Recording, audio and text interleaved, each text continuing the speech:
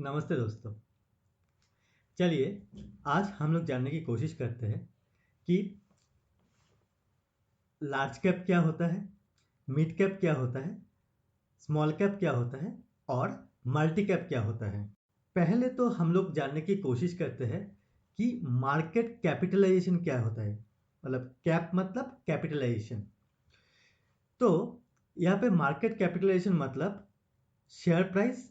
Share price मतलब मान लीजिए कोई एक कंपनी ले लीजिए आज के डेट में भारती एयरटेल, उसका जो शेयर प्राइस है इनटू आउटस्टैंडिंग यूनिट्स और आउटस्टैंडिंग नंबर ऑफ शेयर्स, ये दोनों हम लोग अगर मल्टीप्लाई करेंगे जो आएगा वो है, उसको बोलते हैं market capitalisation of any company.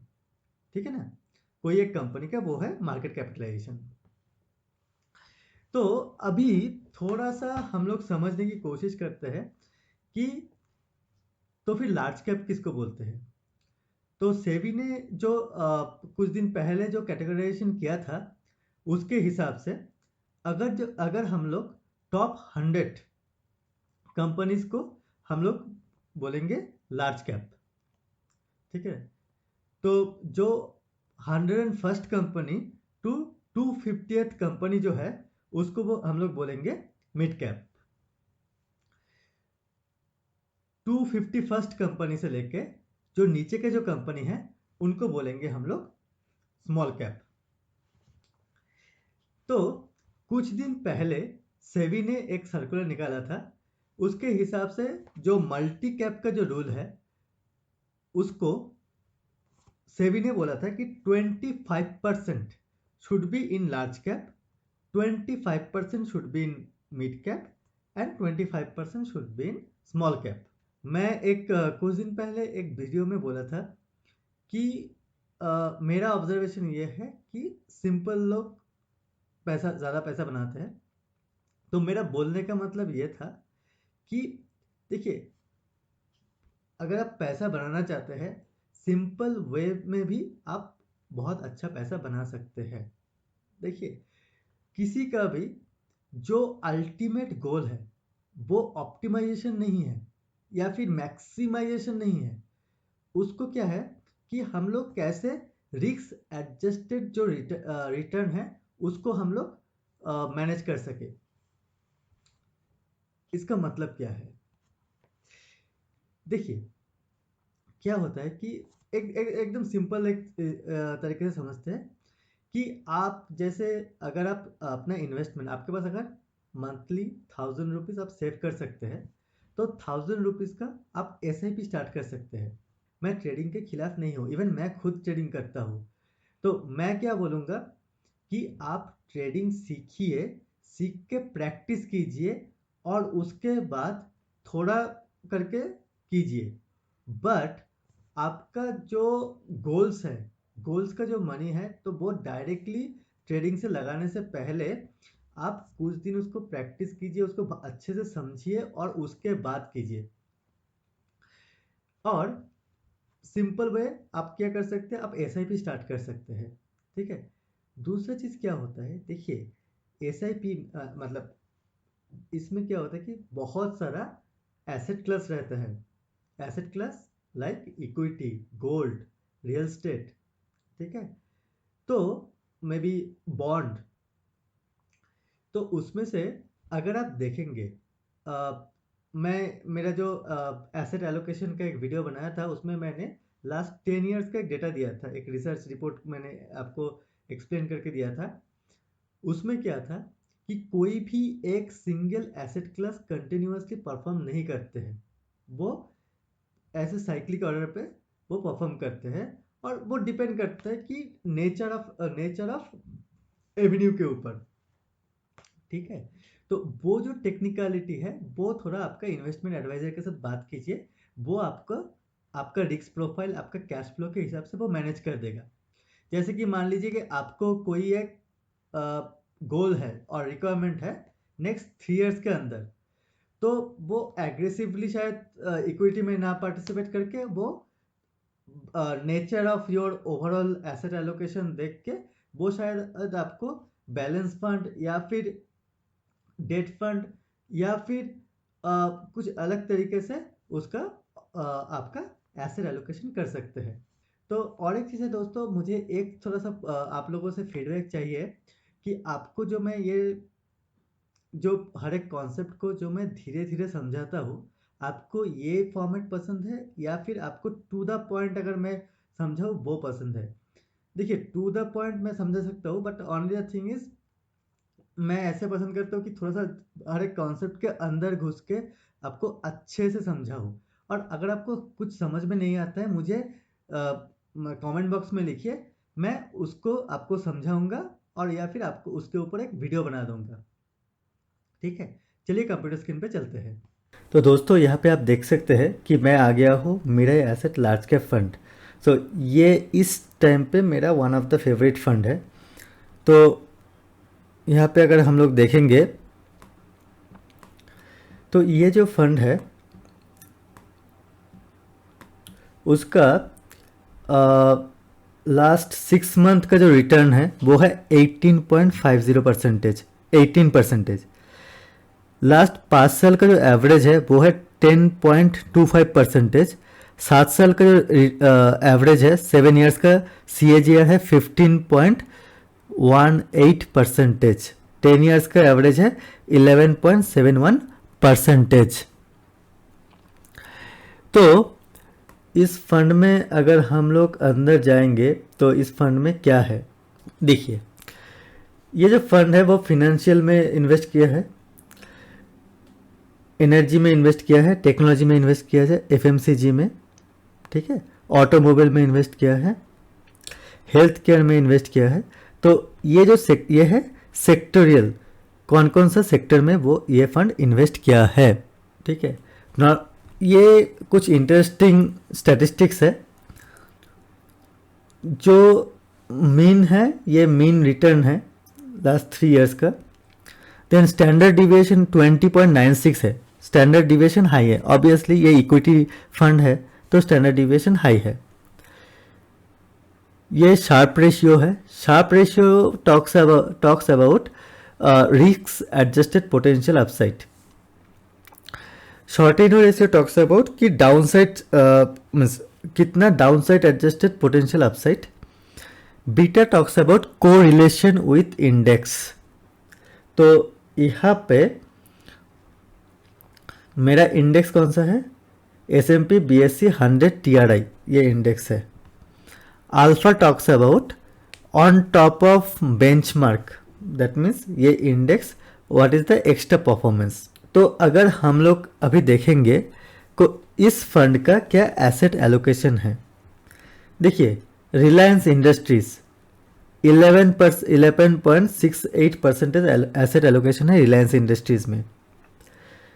HDFC asset allocation है HDFC बैंक में 9.48%। इन्फोसिस 8.47%। ICICI bank 6.30%।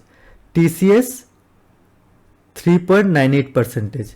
सो ये जो पूरा कंपनीज है इसमें वो एसेट एलोकेटेड है। और ये जो कंपनीज है सब है लार्ज कैप कंपनी।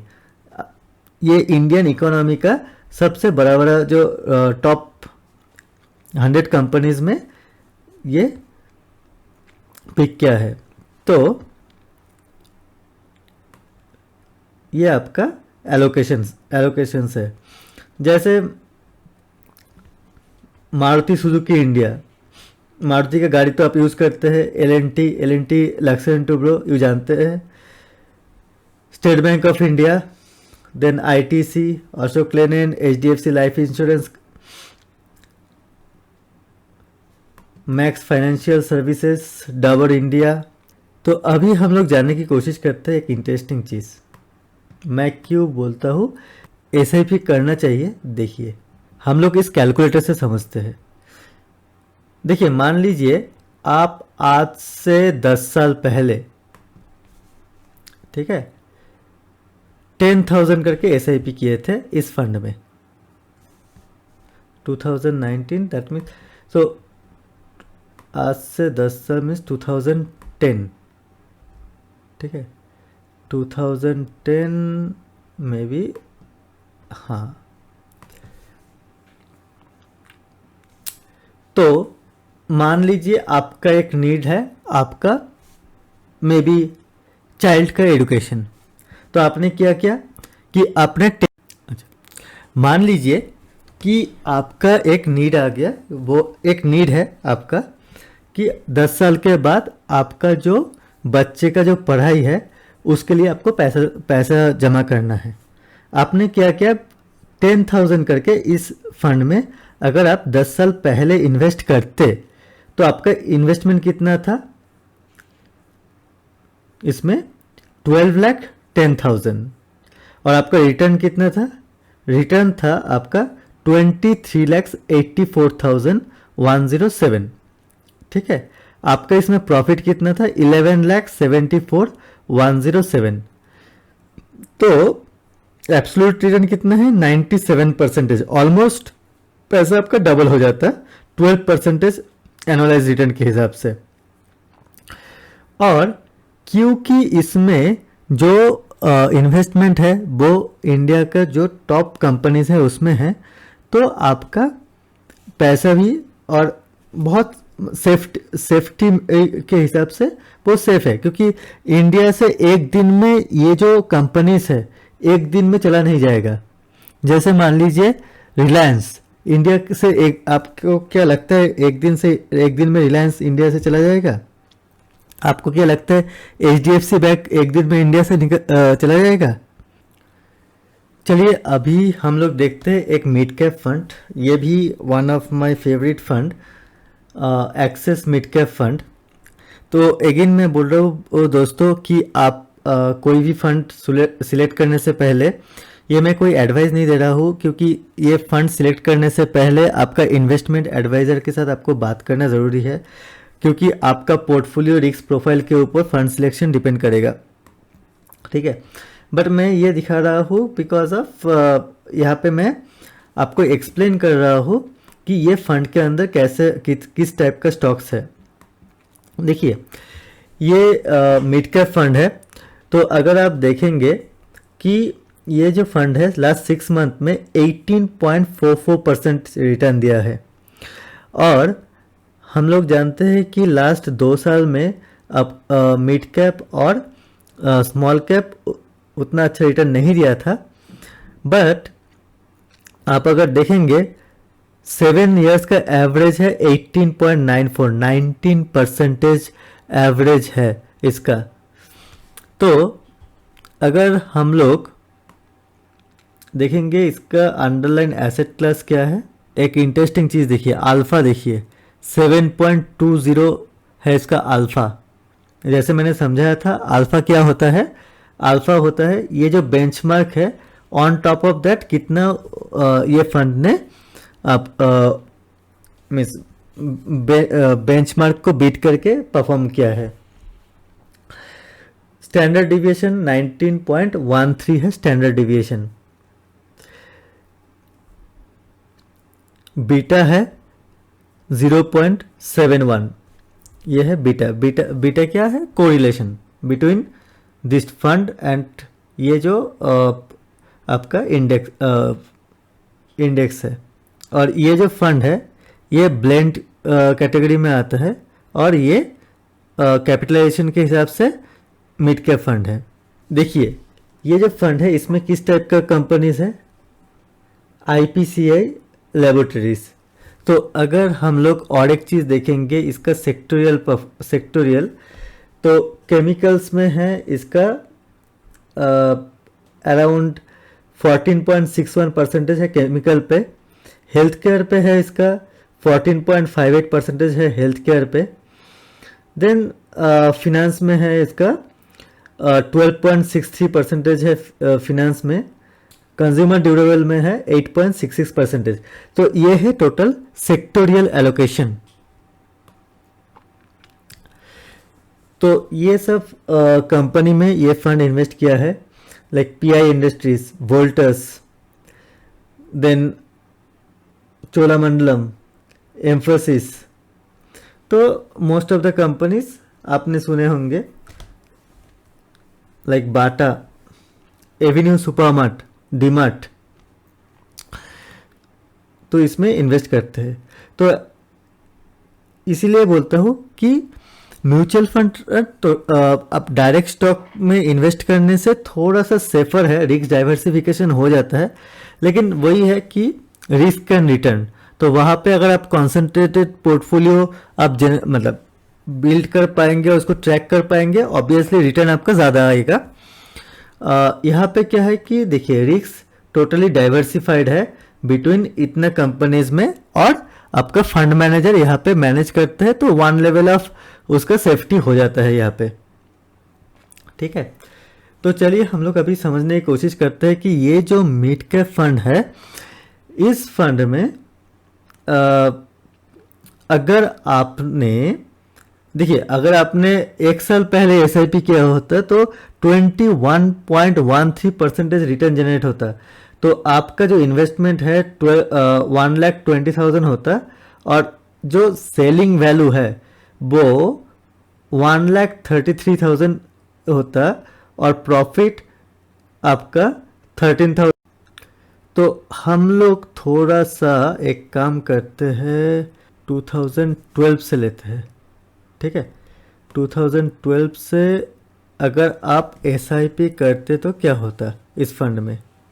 देखिए मान लीजिए कि आपका कोई एक नीड है, मे बी आपका नीड है कि आपको एक गाड़ी खरीदना है, एक नीड है, तो आप इस फंड में अगर जो 10,000 करके अगर आपने एसआईपी स्टार्ट किए होते, ठीक है, आज से 8 साल पहले, तो आपका जो एसआईपी वैल्यू होता वो कितना होता, वो होता 9,70,000। ठीक है, ये होता है इन्वेस्टमेंट वैल्यू, और आपका सेलिंग वैल्यू कितना होता, मतलब आपका करंट जो कॉर्पस होता है वो 17 लाख होता, आप 17 लाख डाउन पेमेंट करके आपका गाड़ी खरीद सकते थे। तो इसमें देखिए इसमें एनुअलाइज रिटर्न कितना है, 12.69% एनुअलाइज रिटर्न है। प्रॉफिट आपको कितना होता है, 8,15,000 आपका सिर्फ प्रॉफिट होता। ठीक है, तो इसीलिए आपको एसआईपी करना बहुत ज़रूरी रहता है।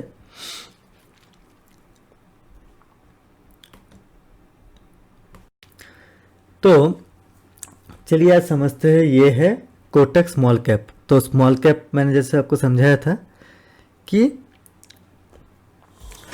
जो 251 से जो नीचे का मैंने जो कंपनीज है वो सब स्मॉल कैप में आता है।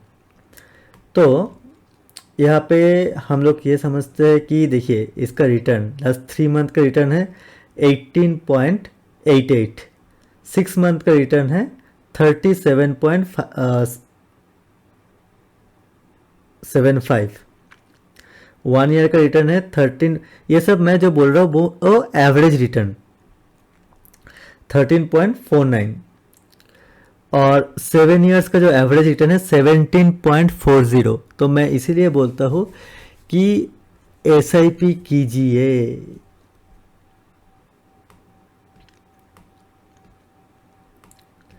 और इसीलिए भी मैं बोलता हूँ कि सिंपल वे में भी वेल्थ क्रिएशन हो सकता है। देखिए ये फंड का अल्फा देखिए कितना अल्फा जनरेट किया है, 6.35 इन्होंने अल्फा जनरेट किया है।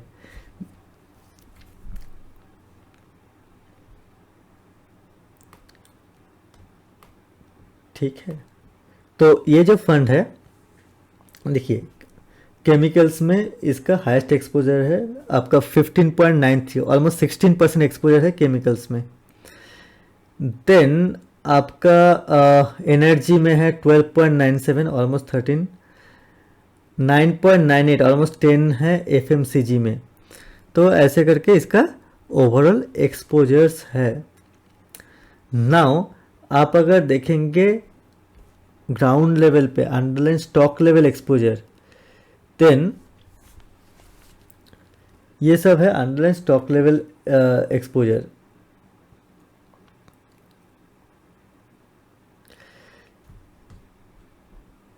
तो शीला फोम में है एक्सपोजर 3.68, देन सेंचुरी प्लाईवुड में है 3.45, देन सुप्रीम इंडस्ट्रीज में है 3.37। वो ऐसे ऐसे आपका एक्सपोजर है। ठीक है, तो अभी हम लोग देखते हैं कि आप अगर इसमें अगर आपने SIP करते तो आपको कितना रिटर्न मिलता। मान लीजिए आप SIP स्टार्ट करते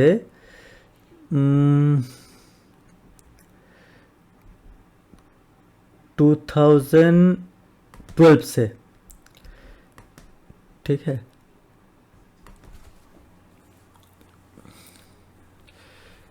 तो 12.3% उसका एनुअलाइज रिटर्न है। बट यह है कि इसका जो रिटर्न पोटेंशियल बहुत टाइम पे वो बहुत ज़्यादा पोटेंशियल रहता है। तो अभी आप अगर देखेंगे लास्ट 2.5 ईयर्स या 2.5 ईयर से जो स्मॉल कैप है वो उतना अच्छा परफॉर्म नहीं कर रहा है, और बिकॉज ऑफ इस कोविड पेंडेमिक। बट स्टिल आपका लास्ट 7 ईयर्स एनुअलाइज रिटर्न है 12.3%। फिर भी आपका FD से बहुत अच्छा है।